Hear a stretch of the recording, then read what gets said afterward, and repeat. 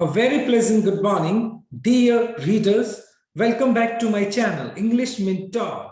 Today, we are going to analyze the editorial of 10th of December. So let us start this editorial in detail. The title of this editorial is Omicron Shadow. Omicron ये corona का नया variant है. Omicron Shadow. Shadow का मतलब है छाया. यानी Omicron का अब एक खतरा बना हुआ है.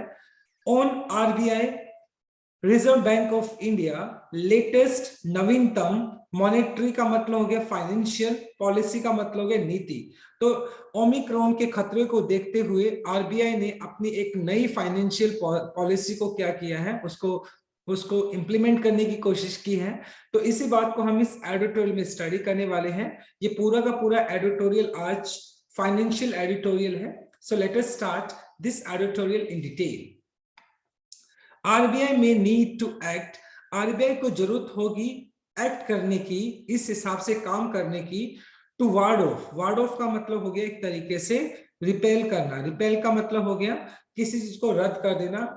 Price pressure. तो आरबीआई को ओमिक्रॉन जो एक नया वेरिएंट है कोविड का, उसको ध्यान में रखते हुए क्या करना होगा, उसको जो प्राइस प्रेशर है, जो इन्फ्लेशन है, जो महंगाई का एक जो बर्डन है, उसको क्या करना होगा, कम करना होगा.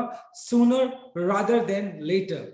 जल्दी से जल्दी जो इन्फ्लेशन बना हुआ है, जो महंगाई बनी हुई है, उसको जल्दी से जल्दी क्या करना होगा, वार्ड ऑफ करना होगा, उसको रिपेल करना होगा. The RBI latest monetary policy. और आरबीआई की जो नई मुद्रास्फीति नीति है, यानी जो फाइनेंशियल जो पॉलिसी है किसकी, आरबीआई की, ऑफ मेंटेनिंग स्टेटस क्यो. स्टेटस क्यो का मतलब होता है द प्रेजेंट कंडीशन, यथास्थिति बनाए रखना. ऑन बेंचमार्क इंटरेस्ट रेट्स, मतलब अभी जो एक बेंचमार्क डिसाइड किया गया है, जो स्टैंडर्ड डिसाइड किया गया है, तो आरबीआई ने अपनी जो नवीनतम जो मुद्रास्फीति जो एक नीति बनाई है, जिसके तहत आरबीआई ने जो एक बेंचमार्क डिसाइड किया हुआ है रेट ऑफ इंटरेस्ट को लेकर, उसको मेंटेन करते हुए आरबीआई ने अपनी एक नई पॉलिसी बनाने की बात कही है.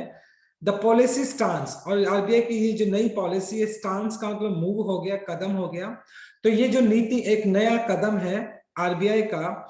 As well as the full year GDP, gross domestic production, growth का मतलब वृद्धि हो गया, विकास हो गया. And inflation projection. और महंगाई को, प्रोजेक्शन का मतलब एंटिसिपेशन करना, अंदाजा लगाना. और महंगाई किस हद तक क्या रहेगी, किस हद तक मतलब आगे बढ़ेगी, उसकी उम्मीद के हिसाब से. स्टेम्स का मतलब कम्स फॉर, मतलब उत्पन्न होना. Largely from weariness. वेरीनेस का मतलब हो गया क्वेश्चन, चिंता. Of risk posed by the Omicron. और ये जो रिस्क है किसकी वजह से पैदा हुआ है, ओमिक्रॉन, जो कि एक नया वेरिएंट है कोविड-19 का. और इसकी वजह से आरबीआई को अपनी जो एक नई पॉलिसी है उसको बनाना होगा. और उसको एट द सेम टाइम उसको अपना जो एक बेंचमार्क सेट किया हुआ रेट ऑफ इंटरेस्ट के लिए, उसको मेंटेन करना होगा. जीडीपी को कंट्रोल करना होगा और साथ के साथ महंगाई को भी कंट्रोल करना होगा. तो आरबीआई के सामने एक बहुत बड़ा एक चैलेंज आ गया है, इस रूप में, ओमिक्रॉन के रूप में. और ओमिक्रॉन के खतरे को देखते हुए अब आरबीआई के लिए एक बहुत बड़ा चैलेंज होगा इन सभी चीजों को मेंटेन करना. रेट ऑफ इंटरेस्ट को मेंटेन करना, जीडीपी को मेंटेन करना और इन्फ्लेशन को मेंटेन करना. ये एक बहुत बड़ा चैलेंज रहेगा आरबीआई के सामने. अनाउंसिंग, इस बात को अनाउंस करते हुए, घोषणा करते हुए, द बाय मंथली मतलब 2 मंथ्स का, यानी द्वि मंथ की अगर बात करें, मासिक, यानी 2 मंथ की पॉलिसी की अगर बात की जाए. गवर्नर शक्तिकांता दास ऑब्जर्व, उन्होंने इस बात को ऑब्जर्व किया, उन्होंने इस बात को ध्यान से देखा. दैट हेडविंड्स का मतलब हो गया एक तरीके से इम्पेडिमेंट्स, बाधाएं. From global developments were the main risk to the domestic outlook. Domestic outlook का मतलब हो गया जो घरेलू दृष्टिकोण की अगर बात की जाए, तो गवर्नर जो है शक्तिकांता दास, उन्होंने इस बात को ऑब्जर्व किया कि जो ग्लोबल डेवलपमेंट की अगर बात की जाए, जो वैश्विक जो विकास है, उससे पैदा होने वाले जो बाधाएं हैं, वो क्या है, जो बाधाएं हैं वो हमारे जो घरेलू दृष्टिकोण है उसके लिए सबसे बड़ा रिस्क बना हुआ है, which was now somewhat clouded by the Omicron variant of COVID-19। और कहीं ना कहीं ये जो खतरा है, डेफिनेटली सी बात है, जो हेडविंड्स की अगर बात की जाए, ये जो बाधा है अब वो किस वे में आ गई, ओमिक्रॉन वेरिएंट के रूप में आ गई है। ऑलरेडी इंडिया स्ट्रगल कर रहा था अपनी जीडीपी को लेकर, अपनी इकोनॉमी को लेकर, और ये ओमिक्रॉन जो आ गया है तो डेफिनेटली सी बात है इस ओमिक्रॉन की वजह से, क्लाउडेड का मतलब हो गया मेड ट्रबल्ड, मतलब कोई भी काम मतलब और भी ज्यादा मुश्किल बना देना, तो ऑब्वियस सी बात है। तो ओमिक्रॉन ने, अब ओमिक्रॉन की वजह से हमारा जो इकोनॉमी है वो और भी ज्यादा क्या हो सकता है, कॉम्प्लिकेटेड हो सकता है, उसमें और भी ज्यादा दिक्कतें हो सकती हैं, with the key drivers of demand in economy. और मतलब जो वो की फैक्टर्स की बात की जाए, मुख्य जो तत्व हैं जो किसी बात को, किसी मांग को डिसाइड करते हैं, यानी इकोनॉमी के अंदर हमारी इकोनॉमी किस कब बढ़ेगी, जब डिमांड अच्छी होगी। और उन डिमांड को डिसाइड करने वाले जितने भी फैक्टर्स होते हैं, जितने भी तत्व होते हैं, मेन एलिमेंट्स होते हैं, उसमें अगर देखा जाए प्राइवेट इन्वेस्टमेंट यानी निजी निवेश की बात की जाए, या प्राइवेट कंजप्शन या निजी कंजम्पशन का मतलब किसी चीज को यूज करना, कंज्यूम करना, स्टिल लैकिंग मीनिंगफुल मोमेंटम। और अगर कंपेरेटिवली स्टडी की जाए, हमारा जो इकोनॉमी है कोविड की वजह से बहुत ज्यादा कोलैप्स हो गया, और अभी तक हमारा इकोनॉमी है वो उस बात से ओवरकम नहीं कर पाया, उभर नहीं पाया है। और अगर अभी भी देखा जाए तो जो प्राइवेट इन्वेस्टमेंट है और जो प्राइवेट कंजप्शन है वो अभी भी लैक कर रहा है, वो अभी भी बहुत कम है। मोमेंटम का मतलब होगा पेस, यानी जिस गति से उसको होना चाहिए उस गति से वो फिलहाल भी नहीं है। द मॉनेटरी पॉलिसी कमेटी, और जो एमपीसी की अगर बात की जाए, मॉनेटरी पॉलिसी कमेटी ने क्या किया है, हैड ऑप्टेड, ऑप्ट का मतलब अटेन, किसी चीज को चूज करना, had chosen to continue with its growth supportive accommodative policy stance। तो फिलहाल अगर एमपीसी की बात की जाए तो उन्होंने अभी भी क्या किया, चूज किया है कि वो अपने उसी सपोर्टिव अकोमोडेटिव का मतलब कोऑपरेटिव पॉलिसी स्टांस, यानी जिसके तहत वो जो एमपीसी है उसने जो अपनी एक सपोर्टिव अकोमोडेटिव पॉलिसी स्टांस के तहत वो क्या करने वाले, उसी मॉनेटरी पॉलिसी को फॉलो करने वाले हैं, जिसके तहत मतलब कि क्या हो सके, इकोनॉमी को थोड़ा बहुत ग्रोथ किया जा सके, so as to enable a durable and broad based recovery he said. और मतलब जो शक्ति कांता दास जो गवर्नर है उन्होंने इस बात को कहा है कि वो अभी फिलहाल भी जो उन्होंने एक पॉलिसी स्टांस लिया जिसके तहत क्या किया जाने की कोशिश की जा रही है कि जो हमारा रिकवरी है, जो हमारा इकोनॉमी का जो रिकवरी है उसको क्या किया जा सके, उसको प्रॉपर तरीके से इनेबल किया जा सके, और जो हमारी रिकवरी है उसको क्या किया जा सके, एज सुन एज पॉसिबल उसको रिकवर किया जा सके, इकोनॉमी को राइट ट्रैक पे लाई जा सके। तो वो फिलहाल उसी अकोमोडेटिव पॉलिसी स्टांस के तहत चलेंगे। So this is a very first slide. Now let us discuss the grammar concept. देखते हैं to ward off, ward off का मतलब यहाँ पर हो गया टू रिपेल, जो कि 2 + V1 हो गया, जो कि आपका इन्फिनेटिव केस हो गया। ऑफ आपका प्रेपोजिशन हो गया, उसके बाद आपने मेंटेनिंग यूज कर लिया जो कि V1 + ing, जो कि आपका जेरेंड है। And had opted past perfect हो गया, हैड के बाद आपने थर्ड फॉर्म यूज कर लिया, right. Now let us move on to our second slide. while it may sound churlish का मतलब अटपटा कह सकते हो, इल नेचर। और ये जो मतलब अभी ये जो बात है तो क्या दिखाई पड़ेगी, थोड़ी अटपटी दिखाई पड़ेगी, to question the MPC stand, कि एमपीसी अभी भी फिलहाल क्या कर रही है, वो अपनी अकोमोडेटिव पॉलिसी स्टांस है उसके तहत काम करना चाह रही है, जिसमें वो कोशिश कर रही है रिकवरी को क्या किया जा सके, ऐसे रिकवरी की जा सके इकोनॉमी की।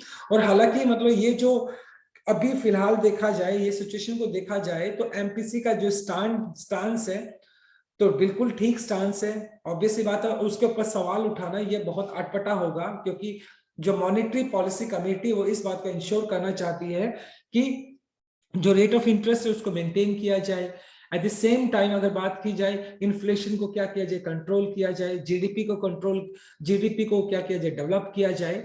तो इन सारी चीजों को एमपीसी कंसीडर कर रही है और इसके ऊपर सवाल उठाना एक अपने आप में एक अटपटी बात होगी, given that the ongoing recovery, और जो फिलहाल हमारी जो रिकवरी हो रही है, क्योंकि पिछले 2 सालों में हमारा जो इकोनॉमी है वो बुरी तरीके से कोलैप्स हो गया था, और उस कोलैप्स से, उस मतलब बुरी तरीके से जो हमारी इकोनॉमी, जो हमारी अर्थव्यवस्था बुरी तरीके से खस्ता हालत में चली गई थी, उससे रिकवरी करना, अगर उस रिकवरी को देखा जाए, गिवन का मतलब कंसीडर करना, अगर उसको कंसीडर किया जाए फ्रॉम लास्ट फिस्कल रिकॉर्ड, अब पिछले जो फाइनेंशियल रिकॉर्ड को देखा जाए, फिस्कल मतलब फाइनेंशियल रिकॉर्ड को देखा जाए, कॉन्ट्रैक्शन का मतलब संकुचन, बहुत ज्यादा मतलब कमी आ जाना, संकुचन is still yet to register and across broad expansion, और उस संकुचन से अभी भी मतलब जो हमारा इकोनॉमी है वो पूरी तरीके से उभरा नहीं है, yet to register across the broad expansion from the pre-pandemic level, यानी प्री पेंडेमिक लेवल के साथ अगर कंपैरेटिवली स्टडी किया जाए तो हमारा इकोनॉमी ठीक ठाक था, लेकिन जैसे पेंडेमिक इमर्ज हुआ, पैदा हुआ, तो उस पेंडेमिक की वजह से हमारा जो इकोनॉमी है वो बुरी तरीके से कोलैप्स हो गया, और उस लेवल तक पहुंचने के अंदर अभी भी हमारा जो इकोनॉमी है उस लेवल तक नहीं पहुंच पा रहा है, और अभी ओमिक्रॉन का थ्रेट बन गया है, ओमिक्रॉन का खतरा आ गया है। तो ये एमपीसी के लिए कहीं ना कहीं एक चैलेंज आ गया है, आरबीआई के सामने एक बहुत बड़ा चैलेंज आ गया है कि किस तरीके से इस सिचुएशन को हैंडल किया जाए। The fact that one of the 6 members of the rate setting panel, और जो एमपीसी के जो पैनल है उसमें 6 मेंबर्स थे, उन 6 मेंबर्स में से एक जो मेंबर उसने क्या कहा है, हैज डिसेंटेड। डिसेंटेड का मतलब होता है डिसअग्री करना, यानी 6 मेंबर्स में से एक ऐसा मेंबर है जिसने इस बात को सिरे से नकार दिया है, उन्होंने अपनी नाराजगी दिखाई है, असहमति दिखाई है ऑन द पॉलिसी स्टांस, कि जो एमपीसी की जो पॉलिसी है उस पॉलिसी के स्टांस को लेकर उसने अपनी असहमति जताई है for a third consecutive time, और तीसरी बार उन्होंने क्या कही है, तीसरी बार उन्होंने अपनी नाराजगी जताई है किस बात को लेकर, कि एमपीसी का यानी जो पॉलिसी स्टांस है, जो पॉलिसी का जो फिलहाल वो पॉलिसी को ऑप्ट कर रहा है वो पॉलिसी के वो फेवर में नहीं है, कैन नॉट बी इग्नोर्ड। और मतलब एक जो कमेटी का जो मेंबर है जो 3 बार इस बात को सिरे से नकार चुका है, उसकी उस नाराजगी को, उसकी उस डिसएग्रीमेंट को इग्नोर नहीं किया जा सकता है। There should be some reason, उसके पीछे कुछ ना कुछ तो रीजन होंगे और उस रीजन को देखा जाना चाहिए। पॉजिटिव का मतलब हो गया कंसिडरिंग, किसी बात को देखते हुए, सोचते हुए, इन अक्टूबर, और मतलब अक्टूबर को अगर कंसीडर किया जाए, अक्टूबर को अगर देखा जाए, दैट दी अपसाइड बाहरी रिस्क, खतरा टू लॉन्ग टर्म इन्फ्लेशन, और अक्टूबर को अगर देखा जाए तो बाहरी जो खतरे बने हुए हैं, बाहरी जो खतरे बने हुए किसके लिए, लॉन्ग टर्म इन्फ्लेशन, जो एक दीर्घकालीन जो एक इन्फ्लेशन मतलब मुद्रास्फीति, महंगाई, and inflation to expectations had become more aggravated, और इन्फ्लेशन एक्सपेक्टेशन और महंगाई को लेकर जो उम्मीदें लगाई जा रही हैं वो और भी ज्यादा एग्रीवेटेड हो चुकी हैं, मींस वर्जन और भी ज्यादा खराब हो चुकी हैं। इट मींस एक लंबे टाइम से इन्फ्लेशन बना हुआ है, और एट द सेम टाइम अगर देखा जाए तो कोविड, ये जो ओमिक्रॉन वेरिएंट है, थ्रेट बना हुआ है अभी फिलहाल देखा जाए तो हमारी इकोनॉमी के लिए। तो इससे जो आने वाला जो टाइम है ना वो और भी ज्यादा क्या हो गया, और भी ज्यादा एग्रीवेटेड हो गया है, और भी ज्यादा वर्स्ट हो गया, और भी ज्यादा खराब हो गया है। एक्सटर्नल मेंबर और जो बाहरी सदस्य की अगर बात की जाए, Jayant Verma had at the time question, और उन्होंने जो एक्सटर्नल जो एक मेंबर है उन्होंने टाइमली क्या किया, क्वेश्चन का मतलब चेतावनी देना, उन्होंने समय रहते उन्होंने चेतावनी दी द कमेटी अगेंस्ट, जो एमपीसी है मॉनेटरी पॉलिसी कमेटी है उसको उन्होंने टाइमली वार्निंग दिया, क्या, against falling into a pattern of policy making in slow motion, कि मतलब उन्होंने किस चीज के अगेंस्ट उन्होंने क्या किया, उन्होंने चेतावनी दी against falling into a pattern of policy making in slow motion, कि जो पॉलिसी बहुत ज्यादा स्लो की जा रही है, मतलब ये जो पॉलिसी बहुत धीरे से बनाई, ये पॉलिसी जो कि क्विकली पॉलिसी बनानी चाहिए जिससे कि जल्दी से जल्दी चीजों को मेंटेन किया जा सके, उनको कंट्रोल किया जा सके, और जो एमपीसी ने जो अपनी एक फिलहाल जो पॉलिसी बना रही है, उनका जो पैटर्न है, जो पॉलिसी बनाने का जो पैटर्न है, बहुत ज्यादा स्लो है, स्लो मोशन में है, guided by an excessive desire to avoid surprises. और कहीं ना कहीं एमपीसी का जो पैटर्न है, जो पॉलिसी बनाने का जो पैटर्न है, वो बहुत ज्यादा स्लो है।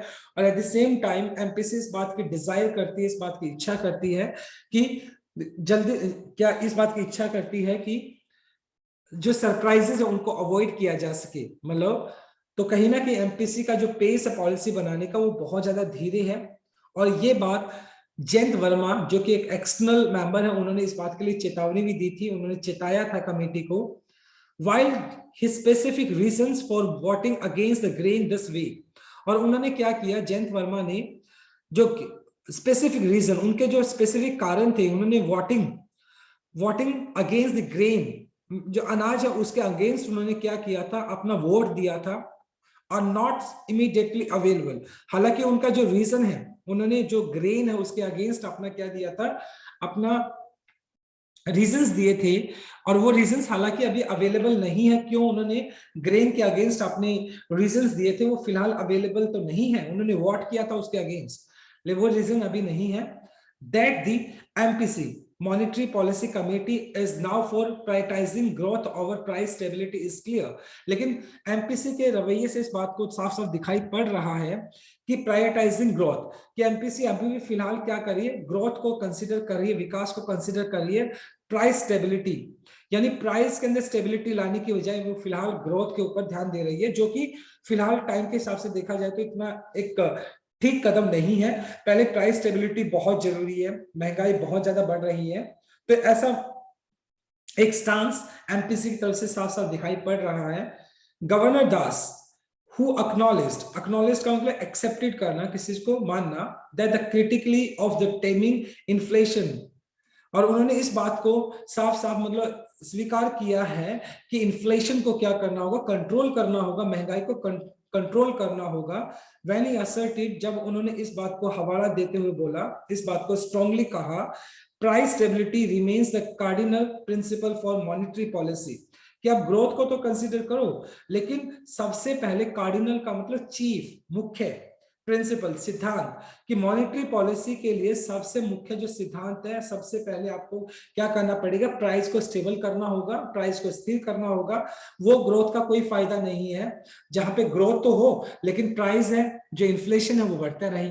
तो सबसे पहले आपको प्राइस को क्या करना होगा, उसको कंट्रोल करना होगा, इन्फ्लेशन को कंट्रोल करना होगा। एज इट फोस्टर्स, फोस्टर का मतलब हो गया हेल्प डेवलप, और टेमिंग का मतलब कंट्रोल करना। तो एज इट फोस्टर, ये क्या करेगा, मदद करेगा ग्रोथ एंड स्टेबिलिटी।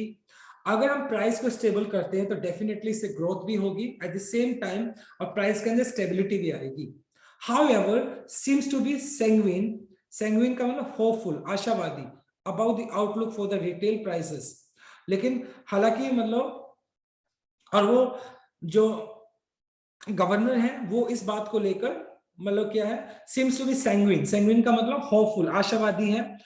आउटलुक का दृष्टिकोण हो गया, रिटेल प्राइसेस को लेकर वो काफी हद तक क्या है, आशावादी है। तो यहाँ पर इस स्लाइड में हमने देखा लाइक जो गवर्नर है आरबीआई के, उन्होंने इस बात को कहा है कि एमपीसी जो है, मॉनेटरी पॉलिसी कमेटी है, उनको ग्रोथ की बजाय प्राइस स्टेबिलिटी को कंसीडर करना चाहिए, जिससे कि पहले प्राइस स्टेबल किया जा सके। और इन केस अगर प्राइस स्टेबल हो जाता है तो डेफिनेटली सी बात है, इन्फ्लेशन कंट्रोल में आ जाता है, तो ग्रोथ भी हो सकती है। लेकिन सबसे पहले इन्फ्लेशन को कंट्रोल करना सबसे इंपॉर्टेंट काम है। So this is our second slide. Now let us discuss the grammar concept. देखते हैं सबसे पहले मे साउंड। देखो मे साउंड आपका, देखो मे आपका एक मॉडल वर्ब है जो लेस पॉसिबिलिटी को दिखाता है। साउंड यहाँ पे V1 हो गया। जनरली मॉडल वर्ब अपने साथ V1 लेकर चलता है। रिकवरी आपका नाउन हो गया, तो ऑन गोइंग आपका V1 प्लस ING, जो कि आपका प्रेजेंट पार्टिसिपल एडजेक्टिव था, यूज किया गया है यहाँ पर। हैड डिसेंटेड, हैज के बाद आपने थर्ड फॉर्म यूज कर लिया जो कि प्रेजेंट परफेक्ट है। कैन नॉट बी इग्नोर्ड, ये आपका कैन नॉट आपका मॉडल वर्ब हो गया। उसके बाद बी प्लस थर्ड फॉर्म अपने यूज कर लिया जो कि पैसिव स्ट्रक्चर है। फोर आपका प्रेपोजिशन हो गया। उसके बाद वॉटिंग यूज कर लिया जो कि आपने V1 प्लस ING जीरेंड यूज किया है। एक्नॉलेज का मतलब V2, यहाँ पर एक्नॉलेज का मतलब एक्सेप्टेड हो गया, और यहाँ पे पास्ट इंडेफिनाइट यूज किया गया है। Now let us move on to our third slide. The last one, contending. Contending का मतलब होता है स्टेटिंग। स्टेटिंग का मतलब किसी बयान देते हुए, किसी बात को स्ट्रांगली कहते हुए, बयान देते हुए that winter arrival would help bring down the vegetable price. और कहीं ना कहीं जो गवर्नर है उन्होंने इस बात को हवाला देते हुए, इस बात को कहते हुए, ये बात बोलते हुए कहा कि जो विंटर अराइवल है, कि विंटर जैसे ही आएगा, सर्दियां जैसे ही आएगी, तो इससे हमें क्या मदद मिलेगी, जो वेजिटेबल्स के जो प्राइसेस है वो बढ़े हुए थे, उन प्राइसेस, उनके जो प्राइसेस है वो कम हो जाएंगे, क्योंकि विंटर्स में देखा जाए तो बहुत सारी वेजिटेबल्स की डिमांड होती है, और मार्केट में जब वेजिटेबल्स ज्यादा होते हैं तो डेफिनेटली सी बात है उसके प्राइसेस भी नीचे आ जाएंगे। Which had spiked, spiked का मतलब बढ़ जाना, increase in October, contributing to a marginal quickening in headline CPI inflation that month। और कहीं ना कहीं ये जो अक्टूबर के अंदर CPI के हिसाब से देखा जाए, कंज्यूमर प्राइस इंडेक्स के हिसाब से देखा जाए, तो जो वेजिटेबल के प्राइसेस थे वो काफी हद तक क्या हो गए थे, बढ़ चुके थे अक्टूबर के अंदर। लेकिन जैसे विंटर अराइवल की बात की जाए, जैसे सर्दियां आई हैं, तो इस बात की उम्मीद लगाई जा रही है कि जो सब्जियों के प्राइसेस हैं वो काफी हद तक नीचे आ जाएंगे। Mister Das has bank on का मतलब हो गया किसी बात पर विश्वास करना, भरोसा दिलाना।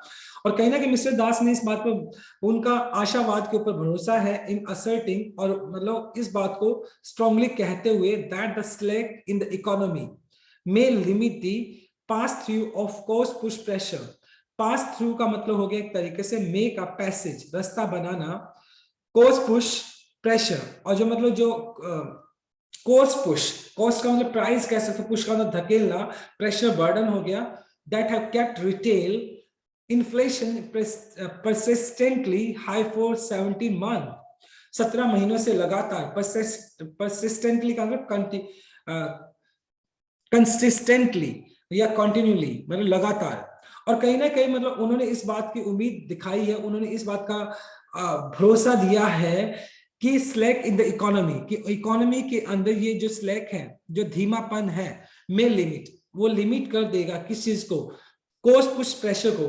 कहीं ना कहीं इकोनॉमी के अंदर जो फिलहाल अगर देखा जाए, जो धीमी, जो एक स्लैक दिखाई पड़ती है, सुस्ती दिखाई पड़ती है, तो वो क्या कर देगा, उस कॉस्ट पुश प्रेशर को कम कर देगा, जो लगातार 17 महीनों से जो इन्फ्लेशन बना हुआ है, जो कीमतें इतनी ऊपर जा रही हैं, तो उसको कुछ हद तक कम कर देगा।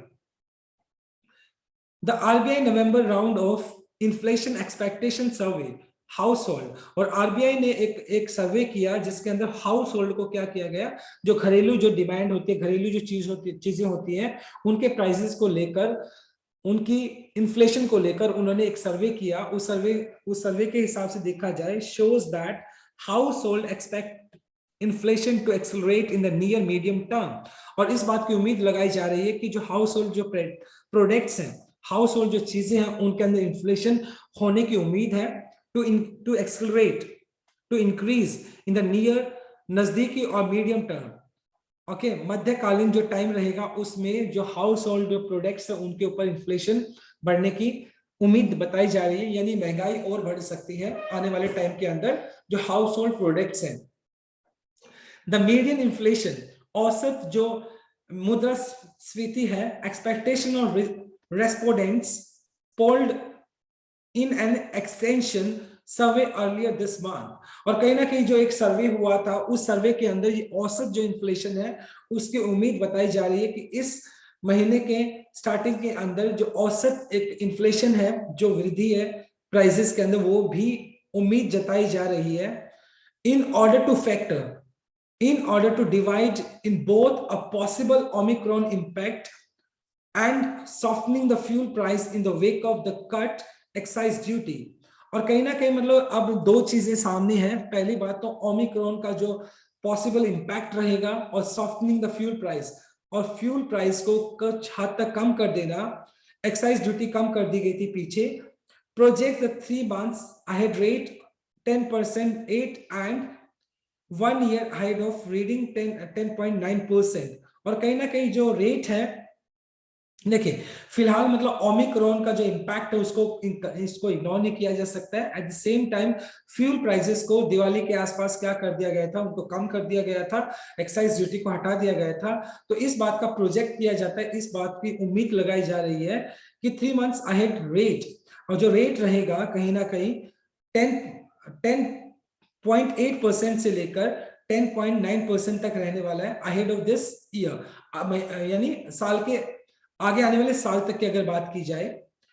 दो हालांकि RBI has begun to slowly tighten the liquidity spigot का मतलब हो गया, ये देखो नोजल का मतलब होता है कोई, जनरली अगर मैं बात करता हूँ टैप होता है या कोई चीज फ्लो होता है, उस फ्लो को बंद करने के लिए नोजल लगा देते हैं हम आगे।